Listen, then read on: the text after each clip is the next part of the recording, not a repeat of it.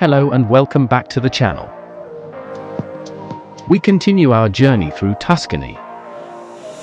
On this occasion, we will visit two places that you should not miss either. Firstly, visiting Lucignano, witnessing the struggles between Siena and Florence, then headed to the charming little Civitella in Val di Chiana.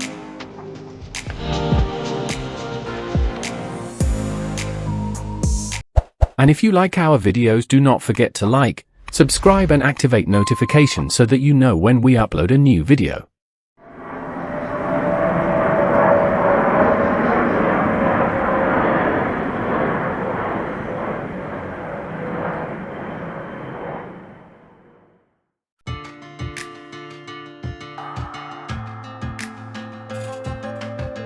Lucignano, of Etruscan origin, witnessed the struggles between Siena and Florence, until the Battle of Scannagallo and the subsequent Florentine supremacy above all Tuscany.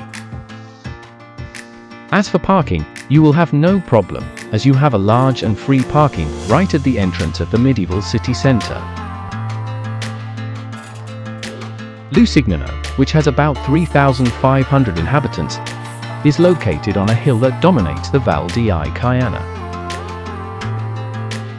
We access it by the Porta San Giusto, located to the southwest of the walls, and which is a privileged point of access to the historical centre of Lucignano, and in which we find a copy of the Shield of the Medici, fallen in 1965.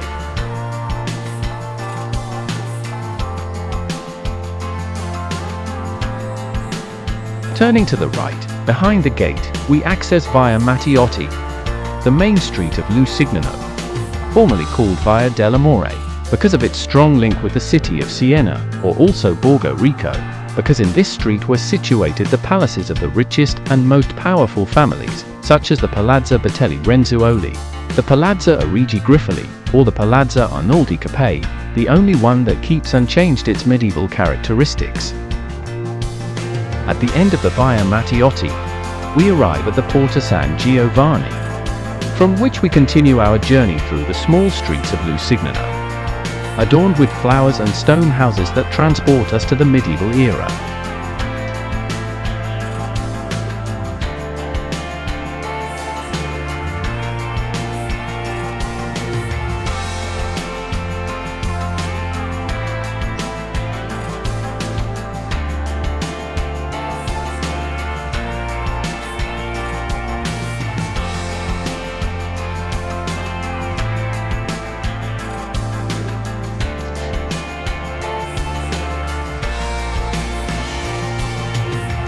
To the left of the Porta San Giusto, we find Illinois Casero, built by Sienese workers in the 14th century, which after the defeat of the Sienese in 1554, went to be used as a cereal warehouse and in 1829 was transformed into a theatre. In front of Illinois Casero, in the Piazza del Tribunale, we find the Collegiata di San Michele Arcangelo, in the place where once there was a powerful fortress, and that was destroyed by lightning in May 1556. Next to the fortress there was a small church dedicated to St. Michael the Archangel, so, after the demolition of the fort, it was decided to build a larger church that could accommodate the entire community.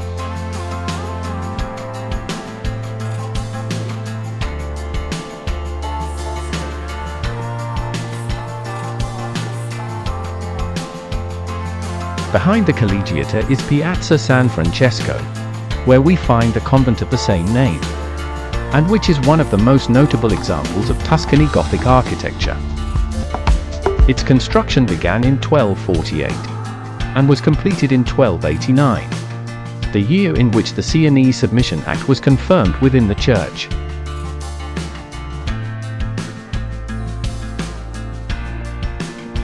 Next to the convent, we find a small but beautiful square, the Piazza del Tribunale, surrounded by stone houses adorned with flowers, and in which the Palazzo Comunale and the Civic Museum are located.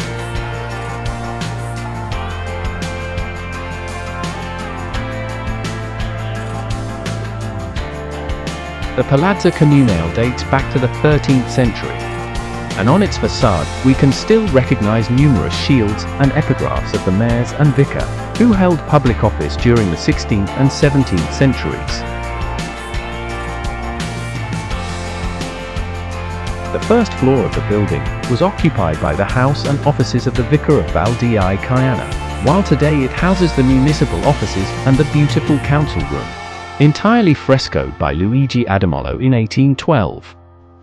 The ground floor of the palace, which housed the old court and prison, today houses the Municipal Museum, opened for the first time in 1924 to collect and display to the public the most precious works of art of Lucignano, and where it highlights the Tree of Life, or the Golden Tree, also called the Love Tree, which is preserved in an almond-shaped window in the center of the museum. The tree is a great relic which preserves Franciscan relics and stems of the Cross of Christ.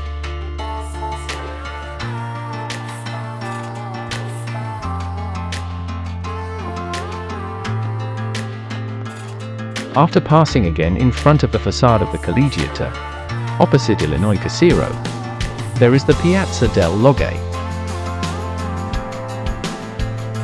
constituting the upper part of the lodges, a terrace that acts as a connection between the oldest part of town, at the highest altitude, and the newer part, formed by the last and most external circle of walls.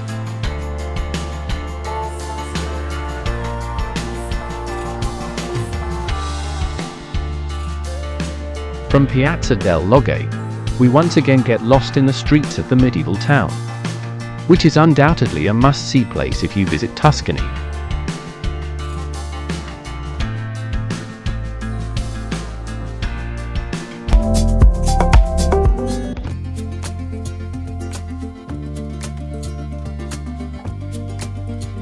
Also in the Val di Chiana, dominating over a hill the valley, near Lucignano, we find Civitella in Val di Chiana, occupied already in Roman times, and that was the object of a dark episode of the Second World War. As for parking, you will have no problem, as it has a large and free parking right next to Civitella, and of which as always we leave you the location in Google Maps. Civitella in Val di Chiana is dominated by the ruins of its castle, and completely surrounded by walls, offering a beautiful panoramic view of the Val di Chiana.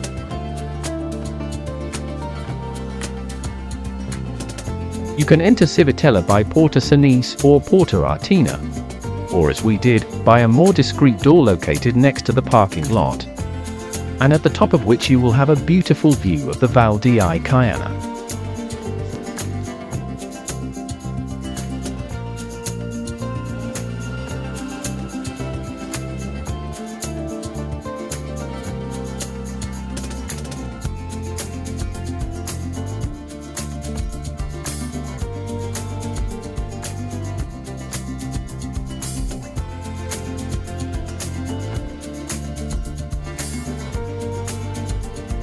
Crossing the walls from the Porta San Giusto, we head to the castle, today in ruins.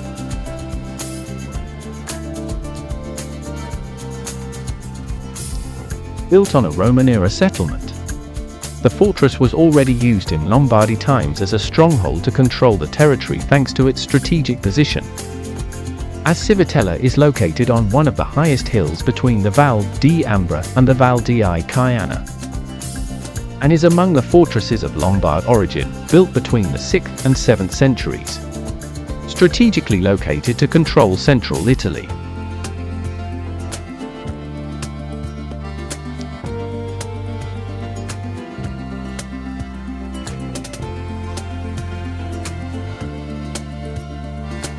The building, equipped with an outer wall with a single access door, is a classic example of medieval castle closure in a quadrangular shape.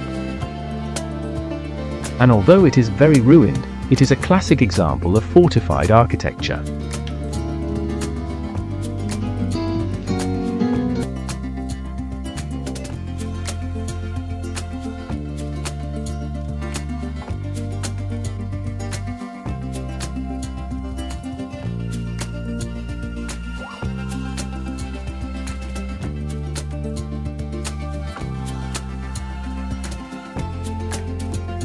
Within the castle, the most outstanding is La Rocca, a beautiful building from the 13th century, built by the Bishop of Arezzo.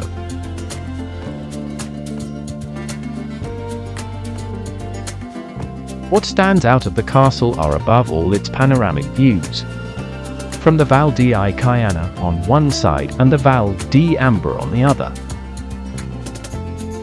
And although the castle is in a ruinous state, as you can see, just for enjoying the views it is worth visiting.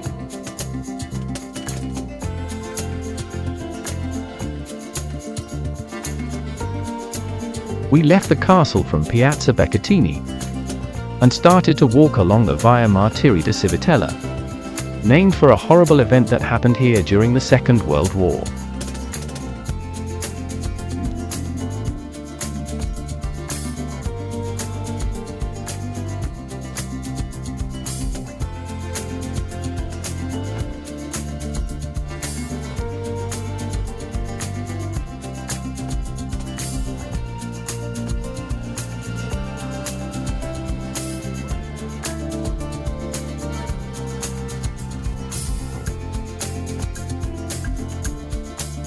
At the end of the street, we arrive at the Piazza de Lazzari, which has been the heart of the city for centuries, and where we find a cistern of medieval origin, essential for storing rainwater in the absence of fountains inside the walls.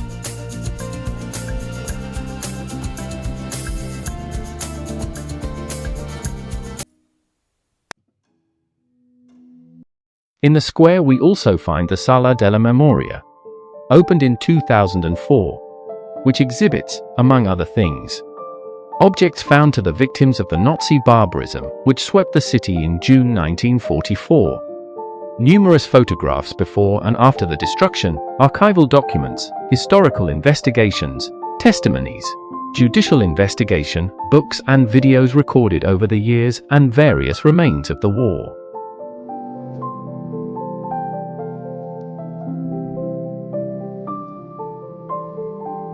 The morning of Sunday the 29th of June, 1944, was the feast of St. Peter and St. Paul, and the center of Civitella was full of people. Many had not gone to the countryside or the forest to work, so they stayed at home or were at Mass. The church of Santa Maria Assunta was full of faithful, who also came from other villages of the municipality. The squadrons of the German division Hermann Göring, one headed to Cornea, another to San Pancrazio, and the largest headed towards the center of Civitella, breaking into the houses and opening fire on their inhabitants, regardless of gender and age. All this apparently originated from the supposed aid that the inhabitant of Civitella provided to the partisans. The darkest episode occurred in the church while celebrating the Mass, where the Germans divided the faithful into several groups, and dressed in rubber frontals to avoid staining blood, massacred them with shots. But not satisfied with this barbarism, the Germans set fire to the houses of Civitella, thus causing the death of those who had desperately tried to save themselves hiding in cellars or attics. Only a few residents managed to escape, and at the end of the day Nazi troops left 58 dead in Cornea, 71 in San Pancrazio, and 115 in Civitella. A sad story that deserves to be remembered, but that does not prevent you from enjoying this beautiful town of Tuscany.